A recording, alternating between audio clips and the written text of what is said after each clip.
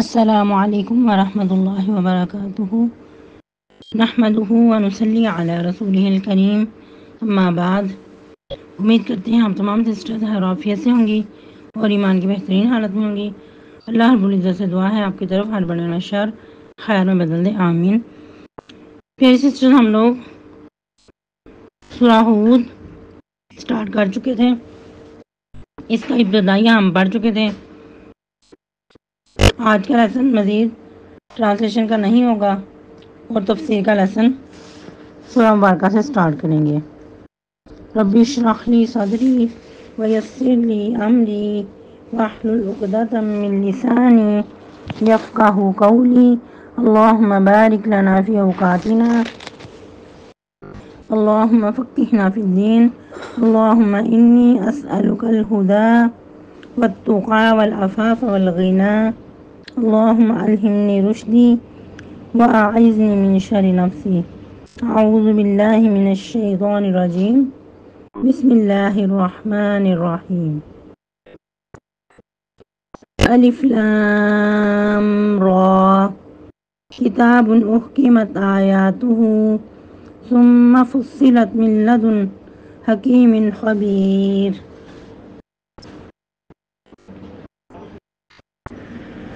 تفسیر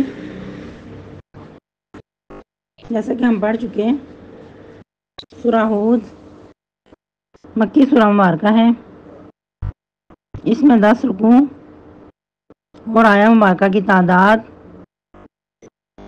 123 ہے، اور یہ اس وقت نازل ہوئی جب بہت سخت حالات چل رہے تھے، اور ہجرت کے دور سے کچھ عرصہ پہلے ہی یہ سورہ مبارکہ نازل ہوئی۔ اور اس سورہ مبارکہ کا نازل کرنے کا مقصد نبی صلی اللہ علیہ وسلم کو تسلی دینا اور مشرکین مکہ کو مزید تنبیہ کرنا تھا، اور نبی صلی اللہ علیہ وسلم کو جوابی کارروائی کا حکم نہیں تھا، البتہ اس بات کی تاکید کی جا رہی تھی کہ آپ اپنی دعوت و تبلیغ کو جاری رکھیں، اپنے مشن کو نہیں چھوڑیں، حالات جس طرح کے بھی ہوں اپنے مشن پہ آپ نے گامزن رہنا ہے۔ جیسا کہ پہلے بھی ہم بات کر چکے کہ مکی سورہ مبارکہ ابتدا میں ہی حروف مقطعات کے بعد کتاب کی اہمیت کو اجاگر کیا جاتا ہے، اور نبی صلی اللہ علیہ وسلم کی شان اور فضیلت کو مزید بڑھایا جاتا ہے۔ مشرکین مکہ پہ واضح کیا جاتا ہے کہ اگر تم اس میں کسی قسم کا کوئی شک، کوئی وہم پاتے ہو تو یاد رکھنا کہ میرے پیارے حبیب اپنی طرف سے کوئی بات گڑ نہیں لاتے، یہ جو کچھ فرماتے ہیں وہ اللہ سبحانہ و تعالیٰ کے حکم سے، اللہ سبحانہ و تعالیٰ کی طرف سے ارسال کردہ ہے۔ ادھر بھی کیا فرمایا کہ یہ ایسی کتاب ہے جس کی آیہ مبارکہ محکم ہیں، مضبوط ہیں، جن کے احکامات ایسے ہیں کہ اس میں کسی قسم کا کوئی شک، کوئی وہم نہیں ہے، نہ ہی یہ آیہ مبارکہ منسوخ ہیں۔ اور پھر اس کو مزید واضح کیا گیا کہ اس کی جو آیہ مبارکہ ہیں وہ بہت کھول کر، بہت وضاحت اور فصاحت کے ساتھ بیان کی گئی ہیں، تفصیل کے ساتھ، اور کس کی طرف سے؟ جو حکیم و خبیر ہے، کسی جن، کسی انسان، کسی اور کا کلام نہیں ہے، کوئی خلائی مخلوق نہیں کہ اس کا یہ کلام ہو، بلکہ اللہ سبحانہ و تعالیٰ جو کہ حکیم و خبیر ہیں ان کی طرف سے یہ ارسال کردہ ہے۔ اور اس آیہ مبارکہ کا،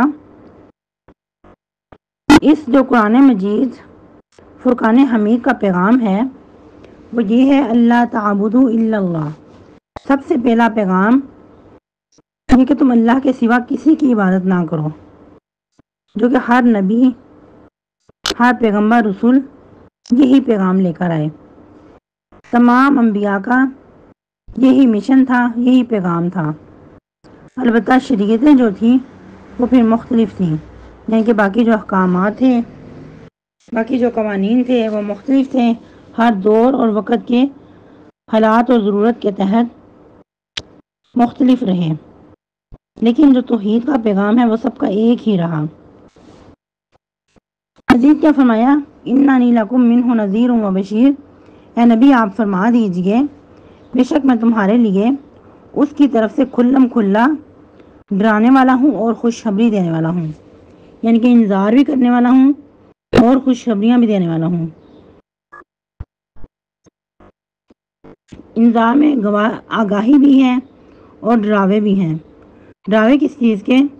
کہ اگر تم نہیں مانو گے تو تمہارے اوپر دنیا پہ بھی عذابات آ سکتے ہیں، اور پھر مرنے کے بعد کے جو حالات ہیں، قبر کے، حشر کے، جہنم کے، تو یہ بھی تمہیں ڈرانے کے لیے ہیں کہ ان چیزوں سے ڈر جاؤ۔ اور خوشخبری کس چیز کی؟ کہ اگر مان لو گے تو پھر تمہارے لیے خوشخبریاں ہی خوشخبریاں ہیں۔ دنیا پہ بھی اس چیز کی بشارت کہ مرنے کے بعد جنت ملے گی، قبر میں بھی سہولتیں، آسانیاں، جنت کی طرف سے کھڑکی کا کھل جانا، جو جنتی لباس ہے اس کا مل جانا، اور بھی میدان حشر میں بھی آسانیاں ہی آسانیاں۔ جیسا کہ پہلے بھی بتایا گیا کہ اللہ سبحانہ و تعالیٰ فرماتے ہیں کہ میں 2 خوف اور 2 امن اکٹھے نہیں کروں گا۔ جو دنیا پہ ڈر ڈر کے جیتا ہے وہ حشر میں بھی امن میں ہوگا، اس کو پھر خوف پریشانی لاحق نہیں ہوگی۔ اور کچھ ایسے بھی خوش قسمت ہوں گے جن کو عرش کا سایہ نصیب ہوگا۔ سبحان اللہ، اللہم اجعلنا منہم۔ اور پھر اس کے بعد جنت جو کہ انسان کے لیے لازوال ہے، اس کی نعمتوں کا کمال ہی کمال ہے، تو اس چیز کی انذار بھی اور بشارت بھی، یعنی کہ نبی صلی اللہ علیہ وسلم کا جو مشن تھا، جو پیغام تھا، آپ کے بھیجنے کا مقصد تھا، وہ یہی تھا۔ اور بھی مزید کیا فرمایا؟ وَأَنِ اسْتَغْفِرُوا رَبَّكُمْ، اور یہ کہ تم بخشش مانگو اپنے رب سے، ثُمَّ تُوبُوا، پھر توبہ کرو الیہ، اس کی طرف، یعنی کہ اگر کوئی گناہ غلطی ہو جاتی ہے تو توبہ استغفار کرنے سے اس کا ازالہ ہو جاتا ہے، انسان پہلے سے زیادہ چمک جاتا ہے۔ اللہ سبحانہ و تعالیٰ نے بہت بہترین ہمیں ریزر عطا کیا ہے جو کہ گناہوں کو مٹا دینے والا ہے، اور صرف بخشش زبانی کلامی ہی نہیں بلکہ اس کی طرف مکمل توجہ کرنی ہے، اس کی طرف رجوع کرنا ہے۔ اس کا فائدہ کیا ہوگا؟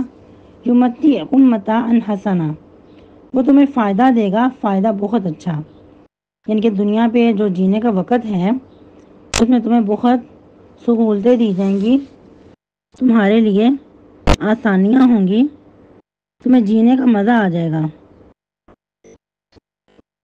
اور سب سے بڑھ کے بندہ مومن کے لیے دین اسلام جیسی نعمت، سب سے بڑی تمہیں یہ نعمت مل جائے گی جب تم توبہ استغفار کرو گے، اللہ سبحانہ و تعالیٰ کی طرف پلٹ آؤ گے، اس کی طرف رجوع کرو گے، تمہیں صراط مستقیم جیسی نعمت عطا کی جائے گی۔ اور یہ وقت مقررہ تک کے لیے ہے۔ دنیا کی زندگی جو ہے وہ ایک لمٹ تک ہے، اگر کوئی اچھے حالات میں ہے وہ بھی ایک وقت تک، اگر کوئی برے حالات میں گزر رہا ہے تو وہ بھی ایک وقت تک۔ ابھی مزید کیا فرمایا؟ وَيُؤْتِ كُلَّ ذِي فَضْلٍ فَضْلًا، ہر صاحب نعمت کو، ہر صاحب فضل کو اپنے فضل سے مزید نوازے گا، یعنی کہ اگر کوئی احسان کی روش پہ زندگی گزار رہا ہے تو اس کو مزید اپنے فضل سے بڑھا چڑھا کر عطا کیا جائے گا۔ ایسا نہیں کہ سب کو ایک ہی لاٹھی سے ہنکا جائے، یا اگر کوئی زیادہ اچھے کام کر رہا ہے، احسان کے لیول پہ زندگی گزار رہا ہے، تو اس کو بھی چھوٹے لیول پہ اجر عطا کرے، ایسا نہیں ہے، بلکہ جو شخص بڑے بڑے کام کرتا ہے، اس کے اندر اخلاص ہے، سنت مطہرہ کے مطابق ہے، تو اس کو پھر اللہ تعالیٰ اپنے فضل و کرم سے بڑھا چڑھا کے اجر عطا کریں گے۔ جیسا کہ ہر نیکی کا بدلہ 10 درجے ہے، لیکن اس کو اللہ چاہیں تو بڑھا چڑھا کر 100 سے بھی بڑھا چڑھا کر 700 گنا عطا کریں، مزید چاہیں تو اس کو بھی بڑھا چڑھا کر بہت زیادہ کر دیں. جیسا کہ چھوٹی سی مثال، اگر انسان خلوص نیت سے کھجور کا ٹکڑا بھی اللہ کی راہ میں صدقہ کرتا ہے تو اللہ سبحانہ و تعالی اس کو اپنے دائیں ہاتھ میں لے کر اتنی اس کی پرورش کرتے ہیں، اتنا اس کو بڑھاتے ہیں، جس طرح کہ تم میں سے کوئی اپنی چھوٹے سے بچڑے کی پرورش کرتا ہے. یعنی کہ اگر کوئی چھوٹا بچہ ہے اس کی کتنی کیئر کی جاتی ہے، اس کی دیکھ بھال کی جاتی ہے. تو اسی طرح اللہ سبحانہ و تعالی خود اس کی کیئر کرتے ہیں، اس کو اتنا بڑھا چڑھا کر دیتے ہیں گویا کہ احد پہاڑ جتنا. اور احد پہاڑ بہت بڑا ہے، بہت وسیع پیمانے پہ پھیلا ہوا ہے. پھر مزید کیا فرمایا خوشخبریاں دینے کے بعد، وَإِن تَوَلَّوْا، اے نبی دوسرا پہلو بھی ان کو دکھا دو. آپ فرما دیجئے اگر تم منہ موڑ لیتے ہو، فَإِنِّي أَخَافُ عَلَيْكُمْ عَذَابَ يَوْمٍ كَبِيرٍ، تو بے شک میں تمہارے بارے میں بہت بڑے دن کے عذاب سے ڈرتا ہوں. وہ دن کا عذاب جو کبھی ٹلنے کا نہیں ہے، پھر وہ ہمیشہ کا عذاب ہے. انسان ہمیشہ ہی جہنم میں جلتا رہے گا، کبھی نکالا نہیں جائے گا.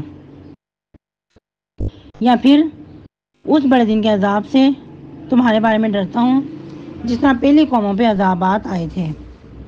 جب عذاب آ جاتا ہے پھر وہ ٹلنے کا نہیں، پھر انسان کو تہس نہس کر کے چھوڑتا ہے.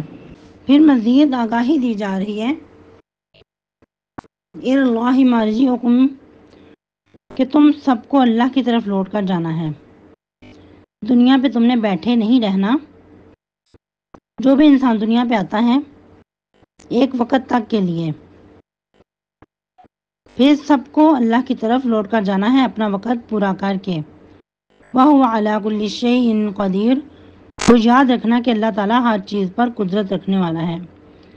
تم مکمل اللہ تعالیٰ کی قدرت میں ہو، کہیں خلاصی حاصل کر کے بھاگ نہیں سکتے. اللہ تعالیٰ نے تمہیں مکمل اپنے گھیرے میں لے رکھا ہے. اللہ سبحانہ و تعالیٰ جو چاہے تمہارے ساتھ کرنے پہ قادر ہیں. لیکن اگر اچھا کرو گے تمہارا ہی فائدہ ہے، اگر اس کے برعکس منہ موڑو گے، اللہ کی بات نہیں مانو گے، تو پھر اللہ کی قدرت سے تم بھاگ کر کہیں چھٹکارا حاصل نہیں کر سکتے. آج کے لیے اتنے کافی ہے. آپ لوگوں نے اچھے سے یاد کرنا ہے اور سنانا بھی ہے. یہ ہم آیہ مبارکہ 4 تک تفسیر کر چکے ہیں. اس کے علاوہ جو شروع میں ورڈ ہے الف لام را کا، یا آپ نے حروف مقطعات نہیں کہنا اس کو، بلکہ حروف مقطعات، جیسا کہ پہلے بھی بتایا جا چکا ہے. مقطعات کا معنی ہے قطع کیے گئے، یعنی کہ ٹکڑے ٹکڑے. کیونکہ ان حروف کو الگ الگ کر کے پڑھا جاتا ہے. اس کو ہم الم را کر کے نہیں پڑھتے، بلکہ الف لام را، الف کو الگ، لام کو الگ، را کو الگ. اور بھی اگر اس طرح کے حروف آئیں تو ان کو بھی الگ الگ کر کے پڑھا جاتا ہے، اکٹھا کر کے نہیں پڑھا جاتا. جیسا کہ الف لام میم، ان کو بھی ہم علم نہیں پڑھتے بلکہ الگ الگ کر کے پڑھتے ہیں.